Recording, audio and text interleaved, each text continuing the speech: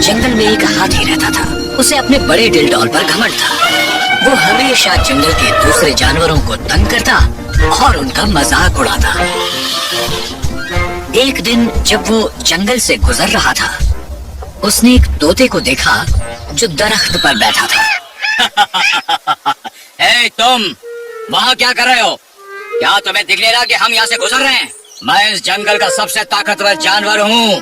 चलो मुझे अदब से सजदा करो। क्या? मैं क्यों तुम्हें सजदा करूं? क्या तुम नहीं जानते कि मैं कौन हूँ? मैं तुम्हें सिखाऊंगा कि मेरी इज्जत कैसे की जाती है। तोते ने हाथी को सजदा नहीं किया। गुस्से में हाथी ने पूरा दरख्त हिला दिया और उसे उखाड़ फेंका। अब वो तोता उस दरख्त पर बैठ नहीं सकता था। वो उड़ गया। जाओ उड़ जाओ। देखा तुमने मैं क्या कर सकता हूँ?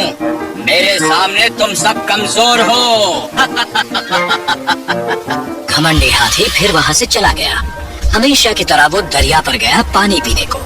बस उस दरिया के किनारे पर चींटी रहती थी, एक छोटी सी चींटियों के बिल में।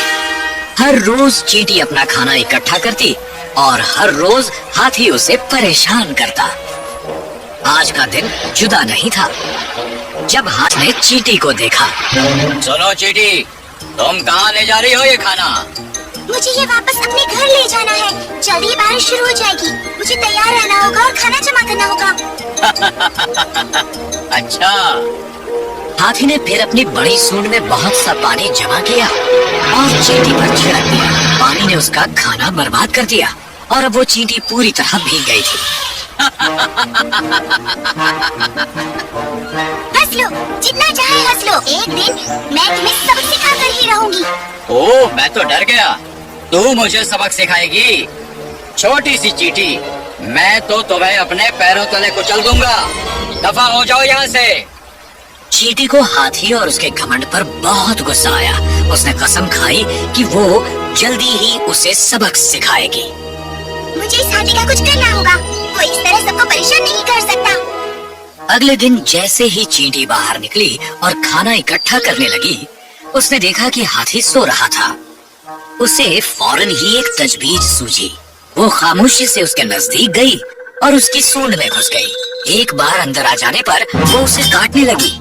वो हाथी को काटती रही जब तक कि वो जाग नहीं गया और वो दर्द में चिल्लाने लगा। कौन है? मेरी सूंड में कौन है? बाहर निकलो, मुझे बहुत तकलीफ हो रही है। चींटी ने उसका चिल्लाना सुना, फिर भी वो काटती रही, बाहर नहीं आई। अब हाथी को बहुत दर्द हो रहा था। वो रोने लगा।